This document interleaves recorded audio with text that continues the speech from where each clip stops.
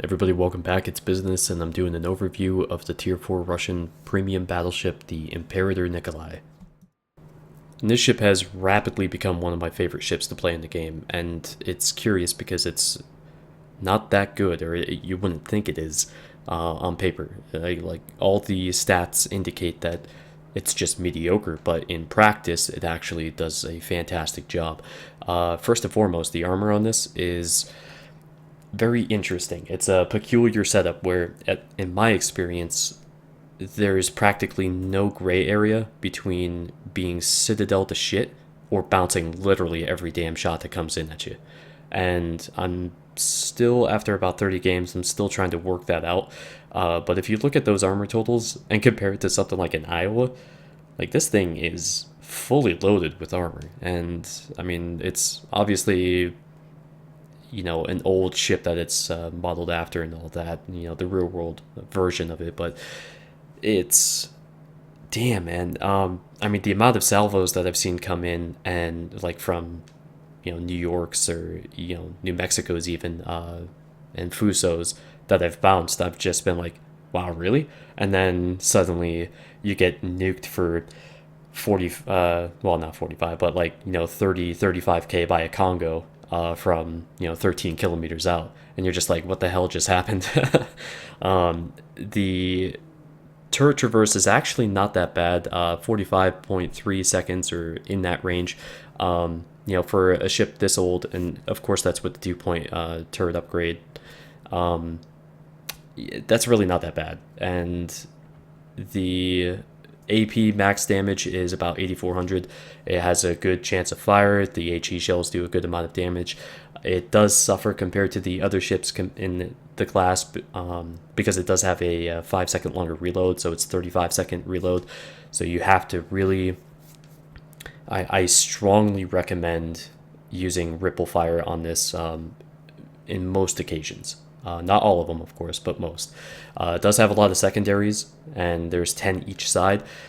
You can buff this up to 4.2 kilometers with advanced firing training, which after, like in the later clips, I do have. It practically doesn't have AA. I mean, I don't think in the 30 matches that I've played with it, I've managed to shoot down a single plane yet. So, and you can see why. I mean, those things might as well just be throwing darts at incoming aircraft. It's slow. It does have a pretty decent rudder shift. These weird short little battleships like this, they tend to actually maneuver a lot better than you would anticipate. But it's all about anticipation in the first place, and it is stealthy. Actually, that's the weird part. I think that's one of the strangest attributes this actually has. It's harder to detect than any of the other Tier 4 battleships.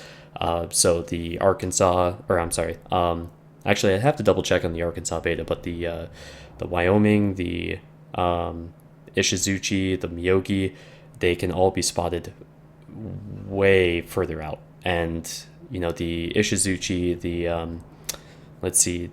the Wyoming, they have more of an issue because they have shorter range than than their concealment.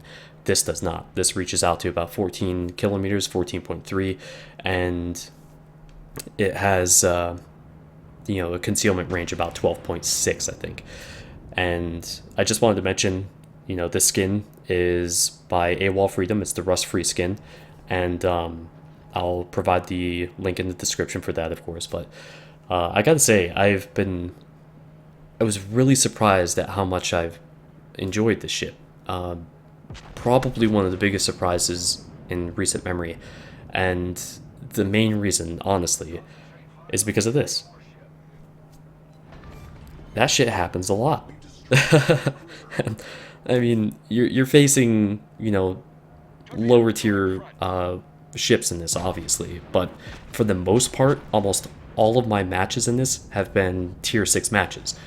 So I've been going up against New Mexico's Fusos very often, and I don't know why that Omaha launched torpedoes at targets twice the distance for his max target range there for his torpedoes, but whatever. Idiots sometimes. You just get matched up with them, and damn near nuke that cruiser as well. And he's turning away, or trying to, as he obviously repaired and slowed down drastically. But send off another turret salvo to him and finish the job. And this isn't cherry picking, by the way. This is pretty much me taking on a whole crapload of ships and going up against a number of cruisers and a couple battleships with very little support. And I've got the DD that's on the one line there, who's hopefully distracting a few of these guys. But this ship can hold its own. I mean, it can get whittled down very quickly. This is tier 4 after all, so I mean, that's no surprise. But really, when it comes down to it, any ship taking fire from multiple sources, it's going to get destroyed quickly. I don't give a shit if it's this or a Yamato. I mean, it can all happen very quickly. Now, the thing is, the previous match, yeah, you saw a bunch of citadels, and that's great and everything. How about a match with no citadels? How does this ship perform when RNG not necessarily isn't necessarily working in your favor in the respect of citadels? And I honestly think that you don't need to get citadels at all in the ship. You're going to get them a lot, but you don't necessarily need them. And you are facing off against a lot of cruisers. You're facing off against a lot of equal tiers type of ships. So it's less important to get that huge amount of damage, the 20, 30,000 damage salvos, that sort of thing. You'll get them, but honestly, the ships you're facing don't have that much armor. And the only real downside is getting tiered up a lot. And I really only had a couple matches in this so far that I've been top tier, like where it's been an actual tier 4 match. Almost every single time I've played this, it's been against New Yorks and Congos and Puso and Mexico, Warspites, and it can make those ships pay, but damn, you got to be really careful about going up against a Warspite, of course, but a Fuso is probably the worst ship that you can go up against in this. It's really, really unforgiving. And had a few instances where I had to find that out the hard way, and it's not that fun. The Fuso is a nice long ship, and if that thing's pulling up its broadside on you, oh man, it's really tough to manage a situation where you're going to survive that. And it's interesting watching this salvo. I love knowing when I'm going to kill a ship. It's weird when you fire and you just watch the shells like kind of twist and like form into a ball together. I freaking love that. Now, one type of ship I really like going up against in this are St. Louis's. I've citadeled a number of them plenty of times, and this isn't going to be one of those citadel situations, but God, there's just something about shooting St. Louis's. They're just so meaty. They're really they're like cows on the sea. They're just delicious targets, and the Nikolai rips them up so bad. And any of the ships that have a taller profile, I mean, this thing is all about that, because it helps have more of those shells land on target. And the grouping of it is pretty interesting against a ship like the St. Louis, or the New York actually kind of has a taller profile. Same with the Warspite. You can do a shitload of damage against those ships with these cannons, even though they're only 12 inches. They're not particularly large cannons. And the way I'm shooting at these St. Louis's, you guys know exactly what I'm trying to do. But just to mention, one of the biggest faults of this ship absolutely is the lack of torpedo defense. You're taking full damage at basically no matter where you get hit, and that's kind of shitty. But it should be expected considering the era at which in which this ship was built and everything. It makes sense. But here's that moment that presents itself. I love this. I savor this so much whenever it can happen. And in this ship, I think I've actually had this happen like 5 or 6 times now. Yeah, buddy. Devil strikes are, they make me a special type of happy. So, still dealing with the another St. Louis, and wait for him to come around the island here, give me a good chance at his side. And unlike the other St. Louis's, though, he manages to not get the damage that I was hoping. I mean, this is a good-looking salvo, too, at least initially. But most of those went right over those stacks, and you know, that could have been a hell of a lot more damaging based off of that range. That that was a really good angle, but decide to move in against this enemy New York. I've got my bow towards him. You see me do this a lot, by the way. You're going to see it a lot more in the upcoming videos because I just started playing the Russian DDs, and holy shit, they are fun. So at least tier 2 and 3, I'm going to be playing those ships a lot. And anyways, I'm kind of getting ahead of myself because I'm really looking forward to playing those again. But there's that dispersion for you. Of course, against a slender profile like that, it is hard to manage most of your shells to get on target, as you saw earlier against the Königsberg, even though he was sort of at more of an angle, showing more of his side. But moving in against the New York and finally starting to engage him, I'm trying to keep at my maximum angle, so have my front 3 turrets on him and swinging around for the back just a little bit, but decide to keep it out of play and just deal with the front 3, get it right over top of the island there, and that's a good salvo. So 8 out of 9 of those shells hit, so 12,000 damage. That's pretty damn good. Well, yeah, 12, 13,000. Those are the type of salvos that I really like to have, and that's why I really like playing the lower tier battleships a lot, because you get those nice meaty salvos without citadels, and that's why I like the turrets a lot, or at least I like facing the turrets a lot, because it gives up those types of 12, 13, 20, 25,000 damage non-citadel salvos quite a bit. It's a meaty ship to shoot at. But one of the other big faults, I absolutely have to mention this, the amount of times your turrets get knocked out in this ship, oh boy, it's pretty damn common. I had a one-on-one against a New Mexico, I believe, on fault line a while back, and in one salvo I lost 3 turrets. Yeah, that really sucked. And I want you to actually really gauge the situation here. There are 4 tier 6 battleships that I'm heading right towards, that I'm angled against, and this is a really, really good example of the capability of the armor on this ship. And targeting the bogue that's at an angle off to the side there, but I'm pressing against their battleships to try to force something to happen.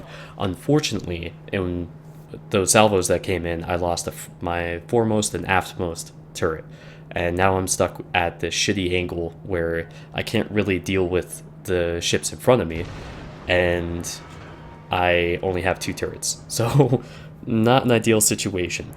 But there we go again. I lost a 3rd turret, and all of them.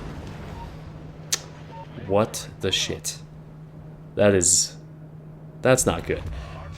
But there is something about this that is actually really positive. They continue to shoot at me. So while they're focusing on me, my teammates, Kami, Jason, other ships, are able to get closer and keep pressing on these guys, keep them on the defensive, and they're wasting their time on me. They should be turning away, shooting at the other ships, but this is the epitome of incorrect target prioritization. This Fuso right ahead of me is turning into me. He's given me all the chance to make something happen here, and I really don't understand why people do this. And I mean, he had every chance to keep this within his grasp and, survive, be able to kill me or other ships. When somebody is coming at you at 17 knots and they shout witness in the all chat and then go for the ram, you've got nobody to blame but yourself. So, yep, splat. That's just a stupid thing to have happen when, I don't know, that amazes me. But moving on to a more recent match here, as you can tell by the gun sounds. Hey! Devastating strike. God, I love that. As you can see, the skin's a little different. This is the new premium skin. I actually like it quite a bit. I think they do a good job with it. But got a couple low health ships here. Cruiser in the back, battleship in the front. And boom, boom. Gorgeous. So I may end up doing a stream today, the day that this video gets uploaded, which is Sunday, and I will definitely do one on Wednesday. Both will be at the usual time of 3 p.m. Eastern, and I want to just mention that as far as the replays are concerned, those of you guys sending in your stuff to gamingwithbusiness@gmail.com, I did want to mention that make sure it's a current version of the game that the replay is from. So obviously if it's from middle of December or earlier or something like that, and if it's not the latest patch version, I can't watch it, and neither can you unless you have a older version of the game also installed. But please make sure that's the case with the replay that you're sending me, because I would love to view some of these awesome matches that you show me the screenshots of, but obviously that's out of my control, so it sucks, but there's only so much that I can do about that. But also, I hope anybody who does send in the videos, or not the videos, but the replays, don't be upset if I cut it down or if I don't use anything. I have a particular presentation in mind when I do these videos, and I just want to make sure that there's no obligation on my part to use anything that you sent me. So there we go, that's the disclaimer, and nobody should be upset about that. There's still a type of quality of a video that I do try to achieve, whether it's my gameplay or not. So that being said, there's some really impressive shit out there that people have sent me. Like, I was like, you've got to be kidding me, and I can't wait to show some of it to you. But that will be coming up. I think before New Year's I should be able to get some of those videos up. But I wanted to point out, this is a training room match. These are all AI bots and everything, and it was only a second ago that I realized I had did a random fill of the match against a Montana, and that made me wonder, just how do these guns perform against the side of a Montana? Because they nuked the shit out of a Nuremberg, that's for sure. But I'm going right up against the Montana, trying to bring my turrets around, and use the Suzumo as my torp shield, because that's exactly what these bots do. They're really good at laying down torps. So they charge right in against you and do that. But just how does it do against Montana? And this is something I've always wanted to emphasize in a very extreme manner, such as this, because there's 2 citadels, and there's 6 more, that you cannot underestimate any battleship that you're exposing your side to. I mean, extreme example, of course. I mean, this is tier 4, tier 10. That's probably the best reason, one of the best reasons that I really enjoy this over World of Tanks, because the tier difference doesn't mean anything. That's why I laugh, at least to myself, when people are like, oh man, I'm low tier. Who gives a shit? You could still do a lot of damage. So suck it up and get in a position, make something happen, and that's kind of the whole thing with this ship. You just keep pushing forward, and chances are you're going to be in a good position to dole out some damage. And again, just wait till you see one of the user replays I've got coming up. But Thank you for watching, and I hope you enjoyed the video. Of course, feel free to leave some comments, meet me in the stream, and have some fun, but I'll see you back here soon, guys. Take care.